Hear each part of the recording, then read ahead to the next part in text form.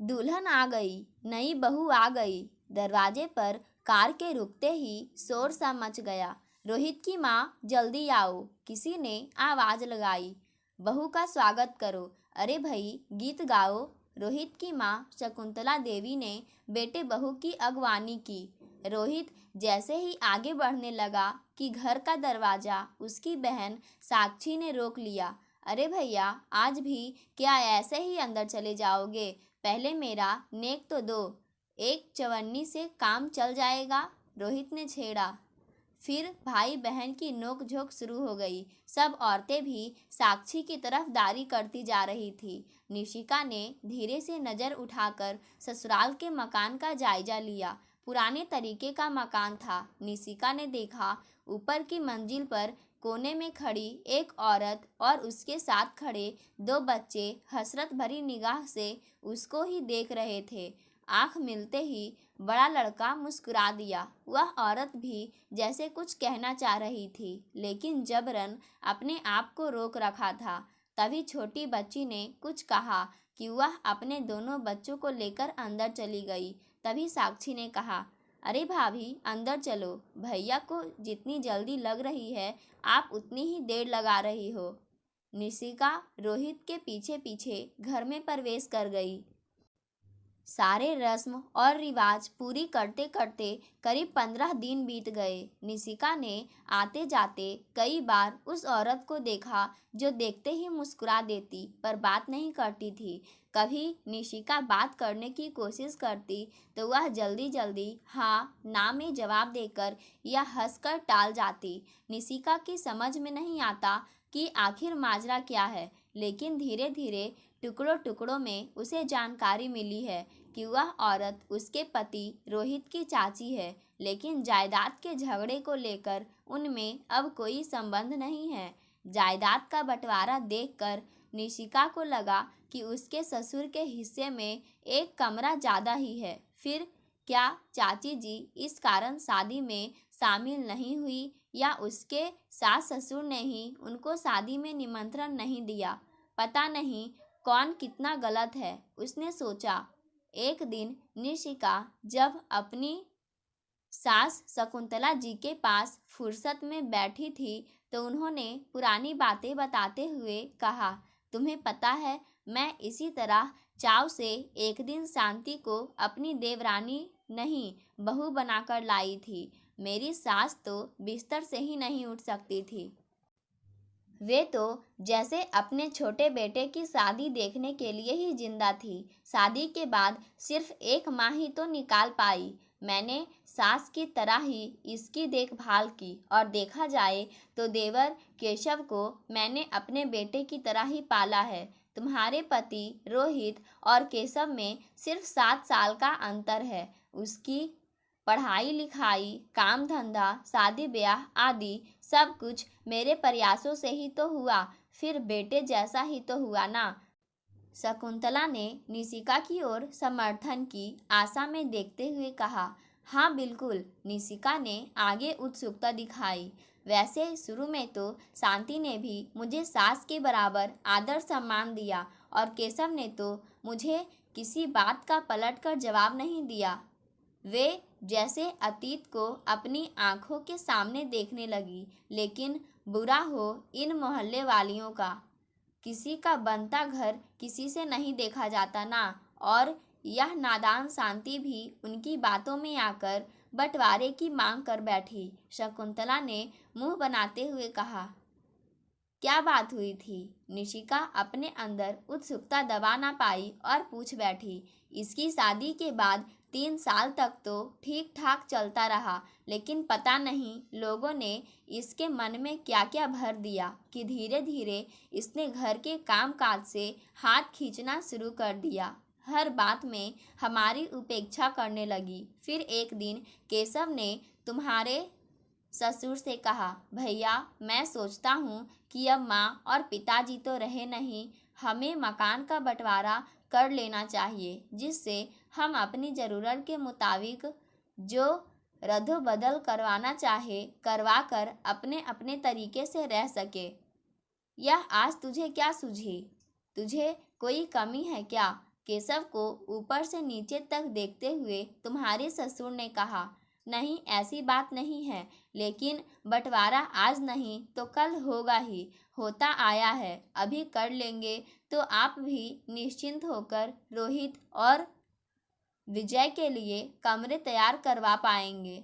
मैं अपना गोदाम और दफ्तर भी यहीं बनवाना चाहता हूँ, इसलिए यदि ढंग से हिस्सा हो जाए तो अच्छा। शायद तू रोहित और विजय को अपने से अलग मानता है, लेकिन मैं तो नहीं मानता। मैं तो तुम तीनों को बराबर बंटवारा करूँगा, और वह भी अभी नहीं। यह आप अन्याय कर रहे हैं भैया।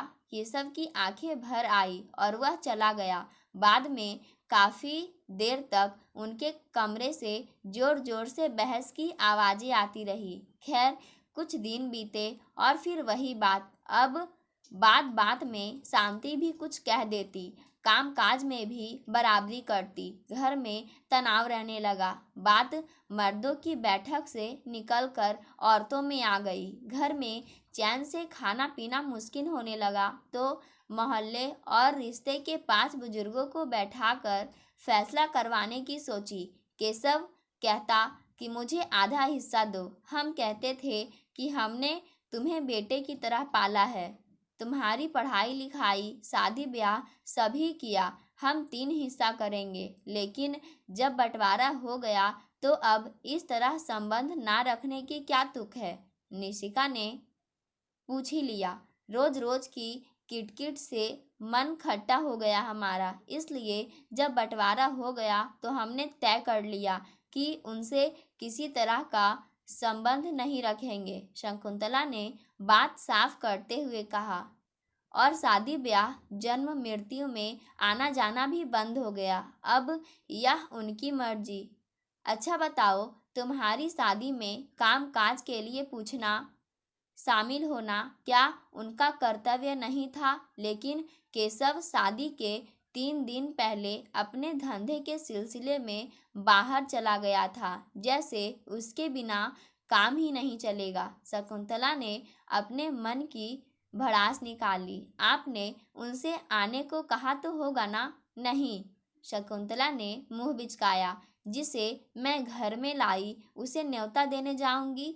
कल विजय की शादी में तुमको न्योता दूंगी, तब तुम आओगी।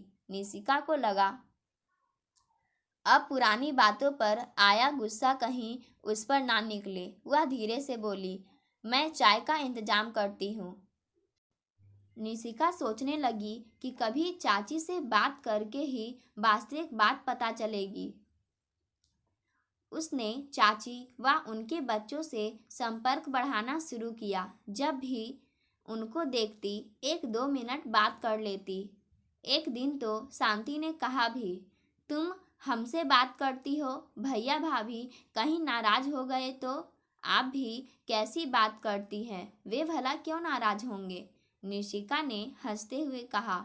अब निशिका ने दृढ़ निश्चय कर लिया कि एक दूसरे के मन पर जमा मैल हटाना है। इसलिए एक दिन सास से बोली, चाची जी कह रही थी कि आप कढ़ी बहुत बढ़िया बनाती है, कभी मुझे भी खिलाइए ना। इसी तरह निशिका शांति से बात करती तो कहती, माँ जी कह रही थी कि आप भरवा बैगन बहुत बढ़िया बनाती है।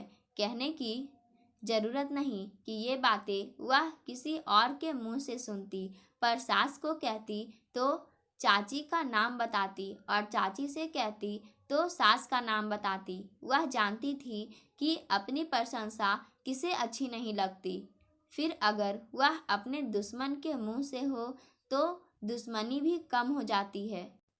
इस तरह बातों के जरिए निशिका एक दूसरे के मन में बैठी गलतफहमी और वहम नशे को दूर करने लगी। एक दिन तो उसको लगा कि उसने गढ़ जीत लिया। हुआ क्या कि निशिका के नाम की चिट्ठी पिंकी लेकर आई और गैलरी से उसने आवाज़ लगाई, भाभी जी। निशिका उस समय रसोई में थी। वहीं से बोली, क्या बात है, आपकी चिट्ठी? निशिका जैसे ही बाहर आने लगी, पिंकी गैलरी से चिट्ठी फेंक कर भाग गई। जब उसकी सास ने यह देखा तो बरबस पुकार बैठी, पिंकी अंदर तो आ। तब निशिका को आशा की किरण ही नजर नहीं आई, बल्कि उसे विश्वास हो गया कि अब दिल्ली दूर नहीं है।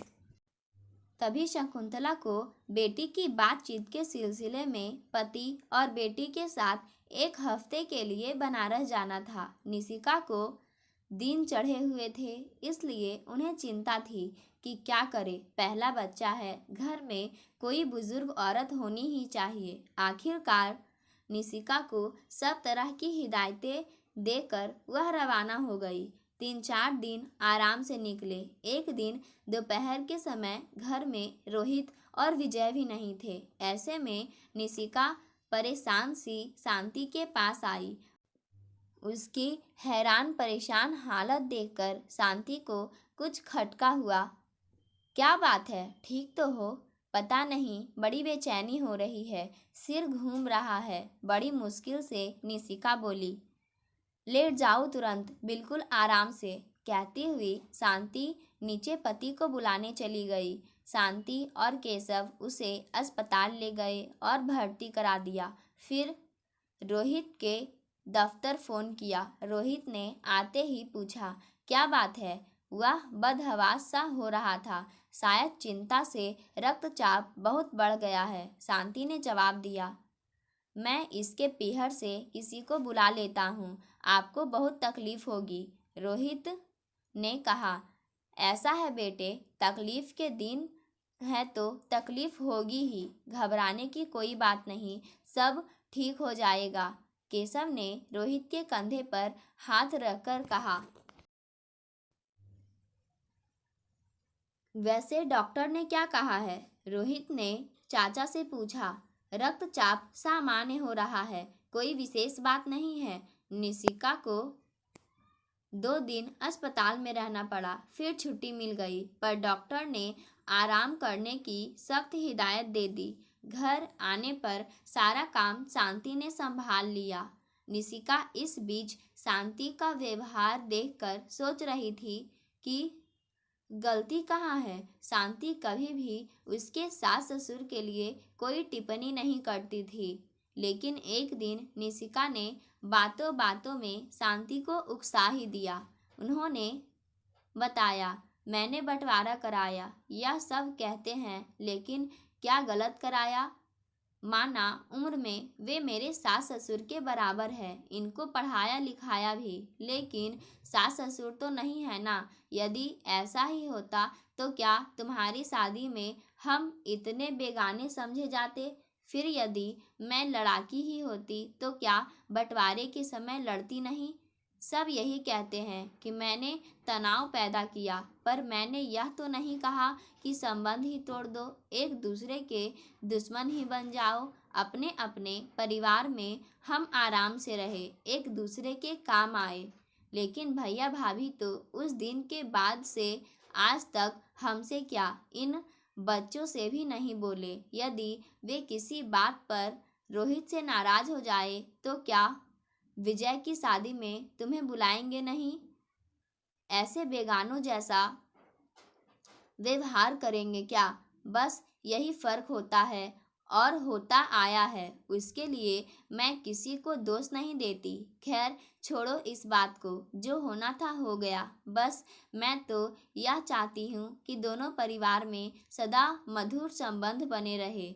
माँ जी भी यही कहती है, निशिका ने अपनेपन से कहा। सच? शांति ने आश्चर्य प्रकट किया। हाँ, फिर वे हमसे बेगानों जैसा व्यवहार क्यों करती है? वे बड़ी है ना, अपना बड़प्पन बनाए रखना चाहती है। आप जानती ही हैं, वे इस दौर की है कि टूट जाएंगी, पर झुक नहीं सकती। निशिका की बात सुनकर शांति कुछ सोचने लगी। शाम तक शकुंतला, साक्षी और दुर्गाचरण आ गए। आकर जब देखा कि निशिका बिस्तर पर पड़ी है तो शकुंतला के हाथ पांव फूल गए। शकुंतला ने सहमे स्वर में पूछा, क्या हो गया? कुछ नहीं, अब तो बिल्कुल ठीक हूँ, पर चाची जी मुझे उठने ही नहीं देती, निशिका ने कहा। ठीक है, तुम आराम करो, अब सब मैं कर लूँगी। शकुंतला ने निशिका की बात अनसुनी करते हुए अपने सफ़र की बातें बताने शुरू कर दी।